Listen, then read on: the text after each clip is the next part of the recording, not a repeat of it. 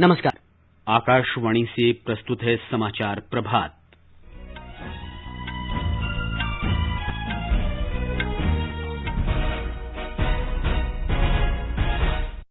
प्रधानमंत्री नरेंद्र मोदी आज स्वच्छ सर्वेक्षण 2020 के परिणाम घोषित करेंगे।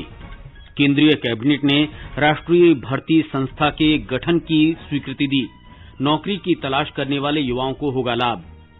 तमिलनाडु सरकार ने चेन्नई में कोविड-19 के उपचार के बाद देखभाल के लिए विशेष क्लिनिक की शुरुआत की।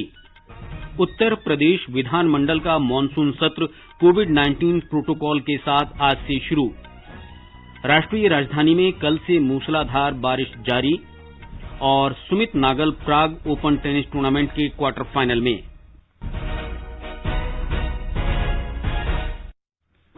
समाचार प्रभात की संग के साथ मैं मुकेश कुमार और मेरे साथ हैं मेरे सहयोगी देवेंद्र त्रिपाठी। प्रधानमंत्री नरेंद्र मोदी आज सुबह 11 बजे स्वच्छ सर्वेक्षण 2020 के 5वें संस्करण के परिणामों की घोषणा करेंगे। इस वर्ष गंगा नदी के किनारे स्थित 4,242 शहरों, 62 छावनी बोर्ड और 92 शहरों के सर्वेक्षण में लगभग 1,87,00,000 नागरिकों ने भाग लिया। आज के स्वच्छ महोत्सव कार्यक्रम में 129 पुरस्कार उच्च कोटि का प्रदर्शन करने वाले शहरों और राज्यों को दिए जाएंगे।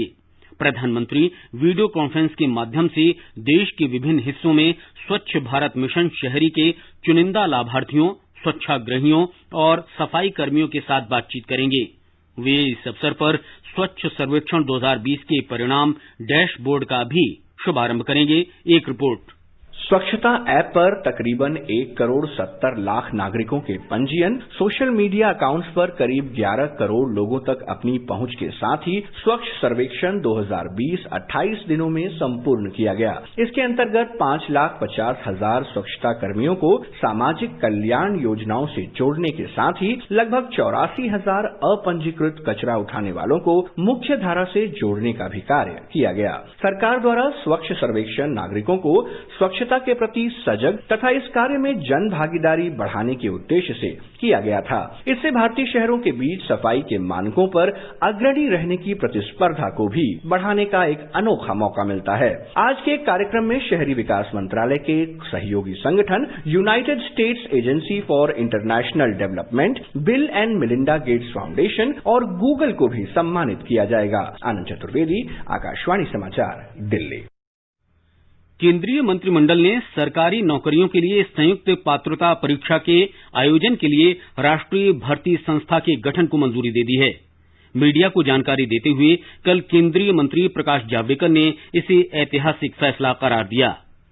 आज नौकरी के लिए जो युवा है उनको बहुत परीक्षाएं देनी पड़ती है और उनको लगभग 20 रिक्रूटमेंट एजेंसीज है। तो कोई 4-5 में अगर परीक्षाएं देता है तो उतनी परीक्षा उतनी जगह जाना, ये सब समाप्त करने के लिए एक ऐतिहासिक फैसले में नेशनल रिक्रूटमेंट एजेंसी, राष्ट्रीय भर्ती संस्था, ये परीक्षा लेने वाली कॉमन एलिजिबिलिटी टेस्ट ये लेगी और इसका करोड़ युवाओं को लाभ मिलेगा जो नौकरी के लिए आवेदन करते हैं।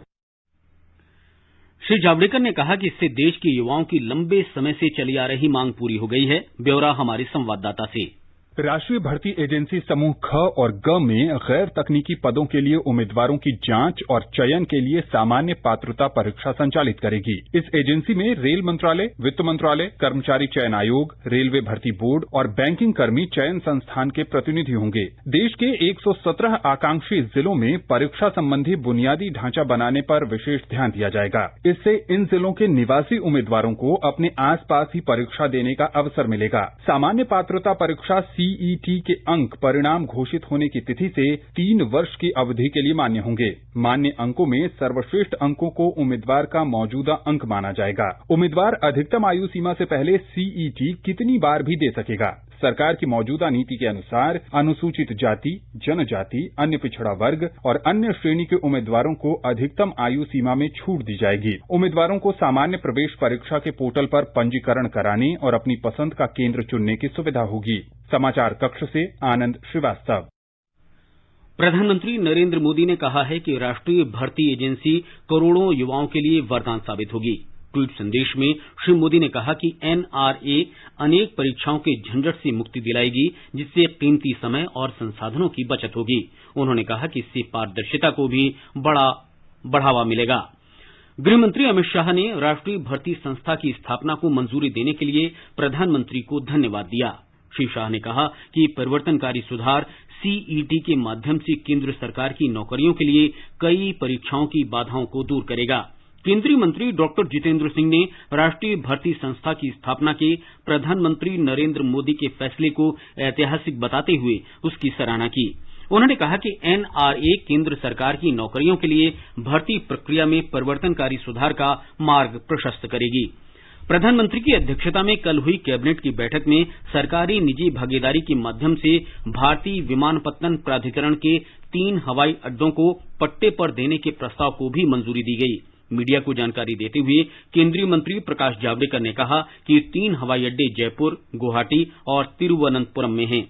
3 एयरपोर्ट लीज देने का आज फैसला हुआ, जयपुर, गुवाहाटी और तिरुवनंतपुरम। इससे जो अपफ्रंट 1070 करोड़ लगभग मिलेंगे, ये एयरपोर्ट अथॉरिटी ऑफ इंडिया दूसरे छोटे शहरों में एयरपोर्ट का विकास करने में उपयोग में लाएगी। और सबसे बड़ी बात है कि एयरपोर्ट अथॉरिटी ऑफ इंडिया ये परमानेंट प्राइवेट को नहीं दे रहा है, ये 50 साल वो चलाने के बाद फिर से एयरपोर्ट ऑफ इंडिया को ये एयरपोर्ट्स वापस मिलेंगे।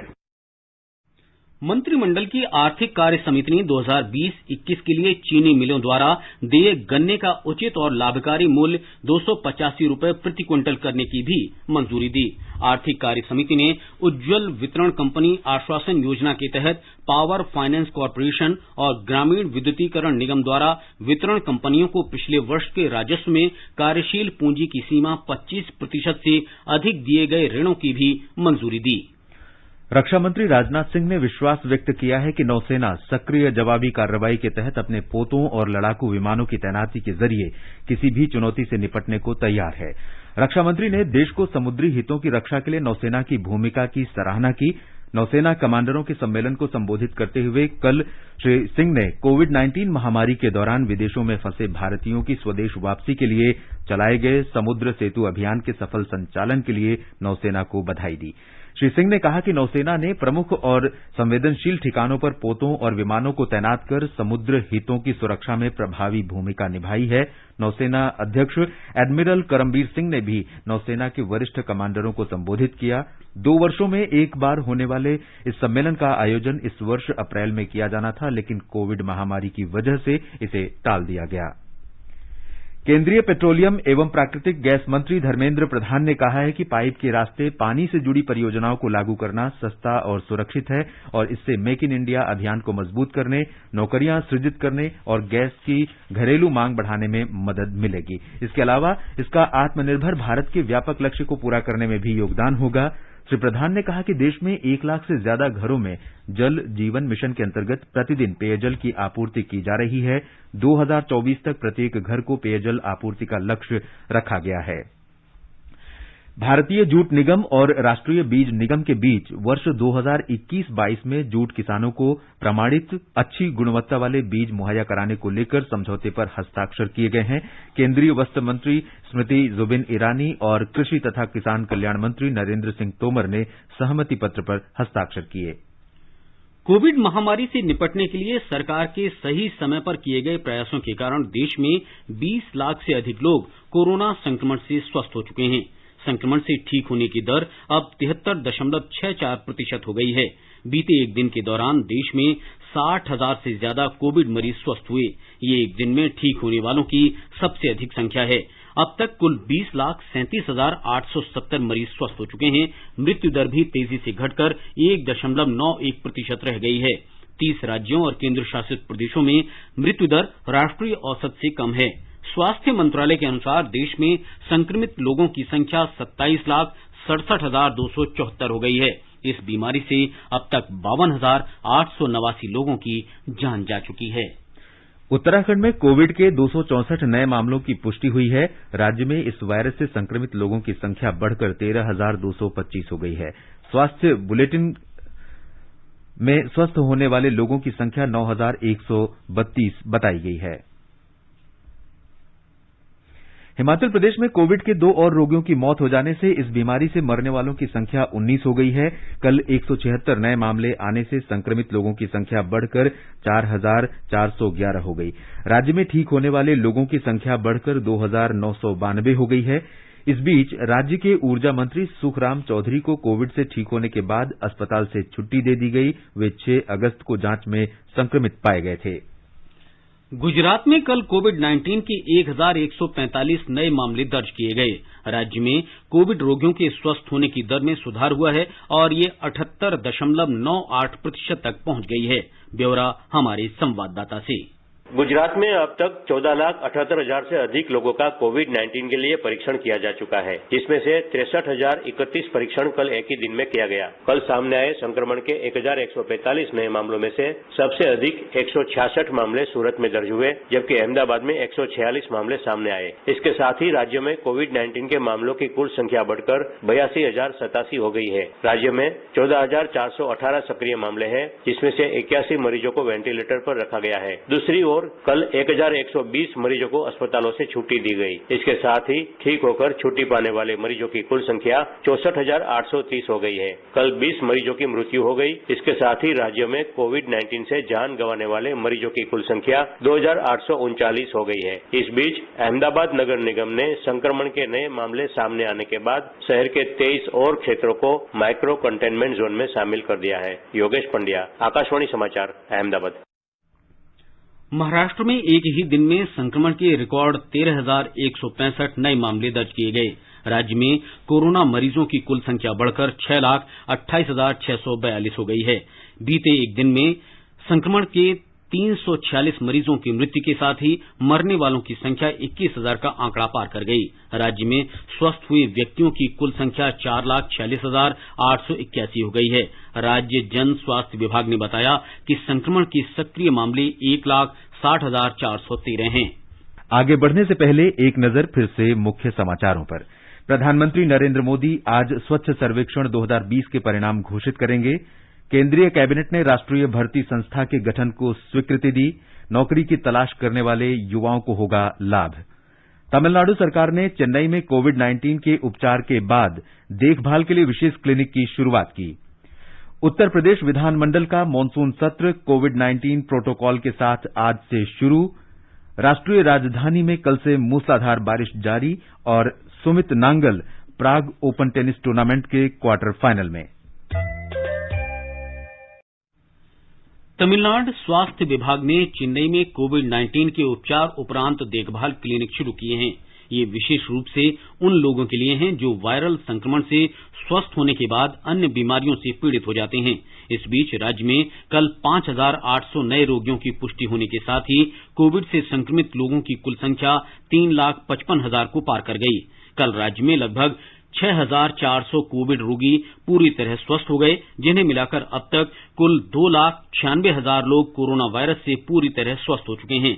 ब्यौरा हमारी संवाददाता से। कोविड-19 के उपचार के बाद ठीक हुए लोगों की देखभाल के लिए राज्य के स्वास्थ्य मंत्री डॉक्टर सी विजय भास्कर ने कल चेन्नई में राजीव गांधी जनरल हॉस्पिटल में एक क्लिनिक का उद्घाटन किया। उन्होंने दावा किया कि यह देश में अपनी तरह का पहला क्लिनिक है। इस क्लिनिक में 28 दिन बाद ऐसे व्यक्ति पंजीकरण करा सकते हैं जिन्हें कोविड-19 के उपचार के दौरान आईसीयू में रहना पड़ा हो या जिन्हें सांस लेने में कठिनाई हुई हो। जिन लोगों ने बीमारी के दौरान हृदय, वृक्क या अन्य महत्वपूर्ण अंगों में बीमारियों की शिकायत की हो या तनाव या थकान की शिकायत रही हो। चेन्नई के बाद मदुरै में ऐसा क्लिनिक स्थापित करने की योजना बनाई जा रही है। बाद में राज्य के सभी प्रमुख मेडिकल कॉलेज अस्पतालों में ऐसे क्लिनिक बनाए जाएंगे। चेन्नई से जयसिंह की रिपोर्ट के साथ समाचार कक्ष से भवतारिणी।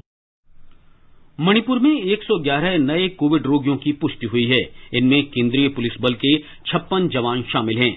राज्य में पॉजिटिव मामले 4,876 हैं। 2,885 व्यक्ति स्वस्थ हो चुके हैं। अब तक राज्य में 18 व्यक्तियों की संक्रमण से मृत्यु हुई है। नागालैंड में कोविड के 38 नए मामले सामने आने से अब राज्य में संक्रमण के कुल मामले 3,558 हो गए हैं। राज्य स्वास्थ्य विभाग ने जानकारी दी है कि 38 नए मामलों में 13 केंद्रीय पुलिस बलों के जवान शामिल हैं। इस बीच राज्य स्वास्थ्य कल्याण विभाग ने फिर दोहराया है कि राज्य में संक्रमण का सामुदायिक फैलाव नहीं हुआ है, बल्कि स्थानीय स्तर पर ही है। राजस्थान में कोविड की बिगड़ती स्थिति पर चिंता व्यक्त करते हुए राज्यपाल कलराज मिश्र ने मुख्यमंत्री अशोक गहलोत और स्वास्थ्य मंत्री रघु शर्मा से बातचीत की। उन्होंने कोरोना वायरस की रोकथाम के लिए कदम उठाने के निर्देश दिए।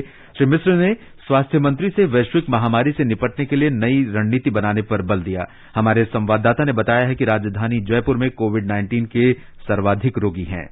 राज्य में कोरोना संक्रमितों का आंकड़ा 65,000 के पार पहुंच गया है। प्रदेश में कल 1312 लोगों में कोरोना संक्रमण की पुष्टि हुई है। अलवर, बीकानेर और जोधपुर में कल 200 से ज्यादा लोग संक्रमित पाए गए हैं। जयपुर में भी 189 लोगों में संक्रमण की पुष्टि के साथ सक्रिय मरीजों की संख्या 2424 हो गई है। प्रदेश में पिछले 24 घंटे में 12 लोगों की मृत्यु के साथ संक्रमण के कारण मरने वालों की संख्या 910 तक पहुंच गई है। इस बीच मुख्यमंत्री अशोक गहलोत ने कहा है कि राज्य में कोरोना प्रबंधन को पूरे देश ने सराहा है। उन्होंने दावा किया कि राज्य में कोरोना मृत्यु दर बहुत कम है तथा अन्य राज्यों की तुलना में प्रदेश की स्थिति बहुत बेहतर है। जितेंद्र द्विवेदी, आकाशवाणी समाचार, जयपुर। आकाशवाणी से विशेषज्ञों की सलाह श्रृंखला में कोविड-19 के बारे में वरिष्ठ चिकित्सकों का परामर्श प्रसारित किया जाता है। नई दिल्ली के सीताराम भरतिया विज्ञान और शोध संस्थान में वरिष्ठ सलाहकार डॉक्टर अमरचंद बजाज ने कोरोना वायरस की रोकथाम के लिए साफ सफाई के महत्व के बारे में जानकारी दी। जब तक हमारे पास इनकी ट्रीटमेंट वैक्सीन या मेडिसिन के रूप में ना निकले तब तक हमें जो प्रिकॉशनरी मेजर्स है वो फॉलो करने हैं। जहां जरूरत ना हो उसमें घर से बिल्कुल बाहर ना निकले, कोशिश करें कम से कम बाहर निकलना है। और जबकि निकलना भी पड़ा घर से बाहर तो कोशिश करें कि जहां आप 2 लोग खड़े हैं करीब 2 मीटर दूर खड़े रहें, नहीं तो कम से कम 1 मीटर दूर खड़े रहें। नई दिल्ली के लोकनायक जयप्रकाश नारायण अस्पताल के डॉक्टर नरेश गुप्ता ने कहा कि अधिकतर मामलों में कोरोना वायरस संक्रमण अपने आप ठीक हो जाता है और बहुत कम रोगियों को अस्पताल में भर्ती करने की आवश्यकता होती है। 80% में तो ऐसी भी तकलीफ नहीं करते हैं या इतनी हल्की करते हैं कि लोग घर पे ही ठीक हो जाते हैं। 10-15% में उनको अस्पताल जाके कुछ दवाई दी जाती है और वो सेटल हो जाते हैं। 5% या उससे कम वाले हैं जो कि दाखिल होना पड़ता है। स्वास्थ्य एवं परिवार कल्याण मंत्रालय के ई संजीवनी डिजिटल प्लेटफॉर्म पर 2 लाख लोगों ने टेली परामर्श लिया है। ये कीर्तिमान 9 अगस्त के बाद केवल 10 दिनों की छोटी अवधि में हासिल किया गया है। 9 अगस्त को केंद्रीय स्वास्थ्य एवं परिवार कल्याण मंत्री डॉक्टर हर्षवर्धन ने 1.5 लाख टेली परामर्श पूरे होने के अवसर पर आयोजित बैठक की अध्यक्षता की थी। ई संजीवनी प्लेटफॉर्म ने कोविड महामारी के दौरान अपनी उपयोगिता सिद्ध की है। इस सेवा के जरिए रोगी स्वास्थ्यकर्मियों और डॉक्टरों से आसानी से सलाह ले सकता है। उत्तर प्रदेश विधानमंडल का मानसून सत्र आज से शुरू हो रहा है। प्रशासन ने कोविड प्रोटोकॉल के अनुसार बैठने की विशेष व्यवस्था की है। सदन में आने वाले सभी सदस्यों और कर्मचारियों की कोविड जांच की गई। ब्यौरा हमारे संवाददाता से। विधानसभा अध्यक्ष हृदय नारायण दीक्षित ने बताया कि कोविड-19 के मद्देनजर सत्र के लिए विशेष इंतजाम किए गए हैं। उन्होंने कहा, सदन बुलाना अपरिहार्य था। देश की और किसी विधानसभा में ऐसा अभी तक नहीं हो पाया है। संवैधानिक बाध्यता होती है। संविधान में ऐसी व्यवस्था है कि एक सत्र से दूसरे सत्र के मध्य 6 माह से ज्यादा अवधि नहीं होनी चाहिए। इसलिए सदन बुलाया जाना, हमारे पास सरकार द्वारा भेजे गए अध्यादेश, उनके प्रति स्थानीय विधेयक, तरह के सरकारी काम है, उन्हें निपटाएंगे। सदस्यगण सदन में एक सीट छोड़कर आसन ग्रहण करेंगे। दर्शक दीर्घा और प्रेस दीर्घा का उपयोग भी सदस्यों के बैठने के लिए किया जाएगा। इस सत्र में किसी भी दर्शक को आने की अनुमति नहीं दी गई है और सदन के पूर्व सदस्यों के पास वर्तमान सत्र के दौरान कोविड-19 के मद्देनजर निरस्त रहेंगे। बीमार, वयोवृद्ध तथा महिला सदस्यों को कहा गया है कि वे चाहें तो सदन को सूचना देकर सदन से विरत रह सकते हैं। मुख्यमंत्री योगी आदित्यनाथ ने सोशल डिस्टेंसिंग और कोविड-19 के निर्देशों का पालन करने की अपील की है। MS यादव, आकाशवाणी समाचार, लखनऊ। रेहड़ी पटरी विक्रेताओं के लिए पीएम स्वनिधि योजना लागू करने में मध्य प्रदेश सभी राज्यों में सबसे आगे है। पीएम स्वनिधि केंद्रीय योजना है। इसके माध्यम से लॉकडाउन के बाद रेहड़ी पटरी फेरी लगाने वाले विक्रेताओं को अपनी आजीविका दोबारा शुरू करने के लिए सस्ती दर पर काम करने योग्य पूंजीगत ऋण की सुविधा दी जाती है। मध्य प्रदेश में अभी तक 58,476 स्ट्रीट वेंडर्स को 10-10 हजार रुपए का ब्याज मुक्त ऋण स्वीकृत किया जा चुका है। यह देश में कुल स्वीकृत प्रकरणों का 47% से अधिक है। मध्य प्रदेश के नगरीय विकास एवं आवास मंत्री भूपेंद्र सिंह ने बताया कि अगस्त माह के अंत तक 1 लाख से अधिक स्ट्रीट वेंडर्स का ऋण स्वीकृत कर दिया जाएगा। आधिकारिक जानकारी के अनुसार मध्य प्रदेश के 378 नगरीय निकायों में 8,78,000 स्ट्रीट वेंडर्स ने अब तक पंजीयन कराया है। इनमें से 4,37,000 से अधिक आवेदन सत्यापित किए गए हैं और 3,77,000 स्ट्रीट वेंडर्स को परिचय पत्र वितरित किए गए हैं। बताया जाता है कि ऋण स्वीकृति हेतु विभिन्न बैंकों को अब तक 1,70,000 से अधिक प्रकरण भेजे गए हैं। संजीव शर्मा, आकाशवाणी समाचार, भोपाल।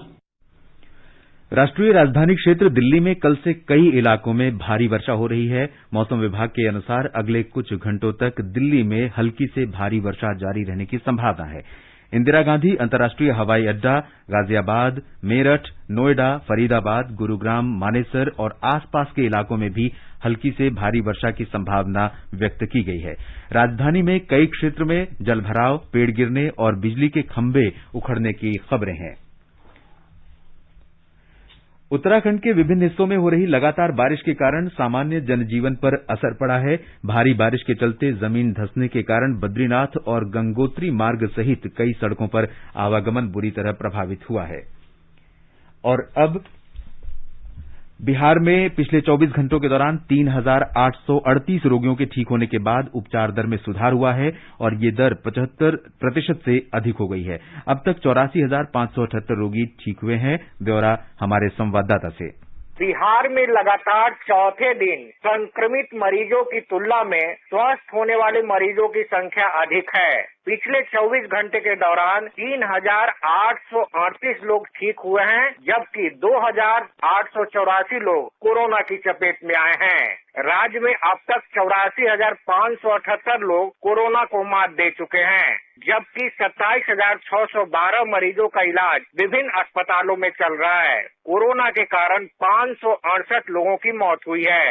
राज्य में कोरोना संक्रमित मरीजों में 66% वैसे मजदूर हैं जो दूसरे राज्यों से आए हैं। पिछले 24 घंटे में पटना समेत 9 जिलों में 100 से अधिक मरीजों की पहचान की गई है।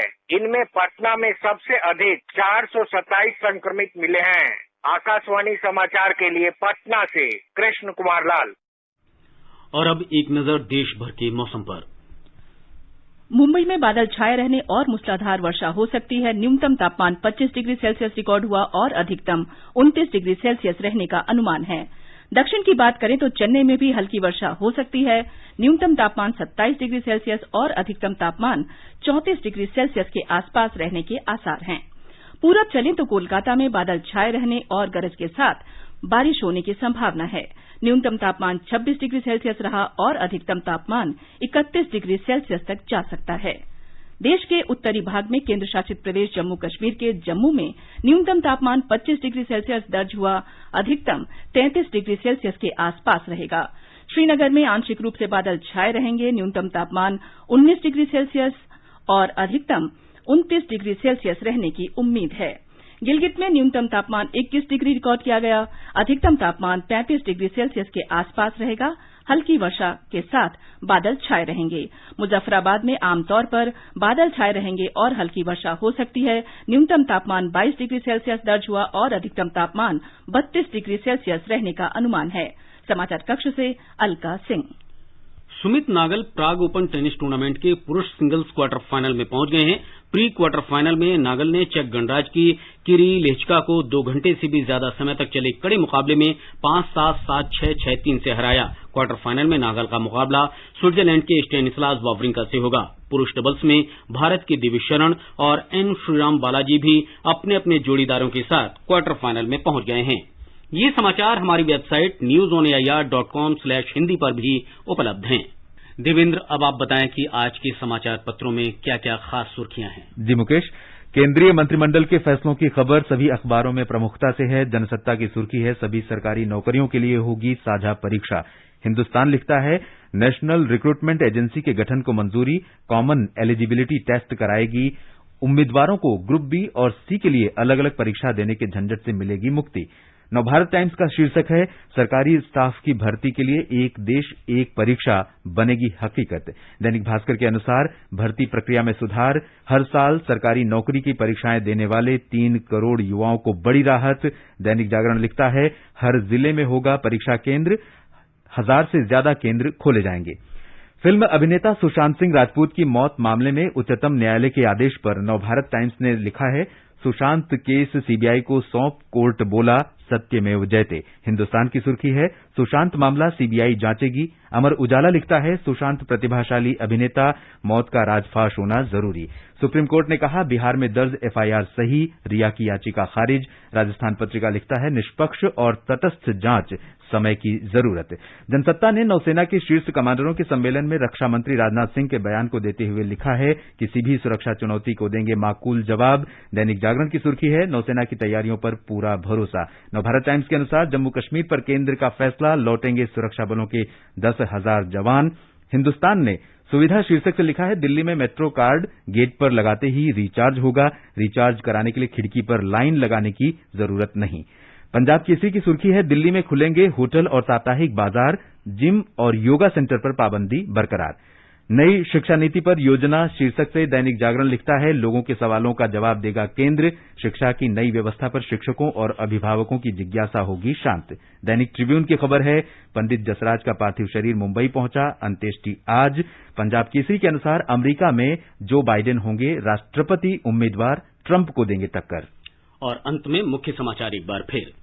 केंद्रीय कैबिनेट ने राष्ट्रीय भर्ती संस्था के गठन को स्वीकृति दी। नौकरी की तलाश करने वाले युवाओं को होगा लाभ। प्रधानमंत्री ने इस एजेंसी को करोड़ों युवाओं के लिए वरदान बताया। कहा, इससे पारदर्शिता बढ़ेगी।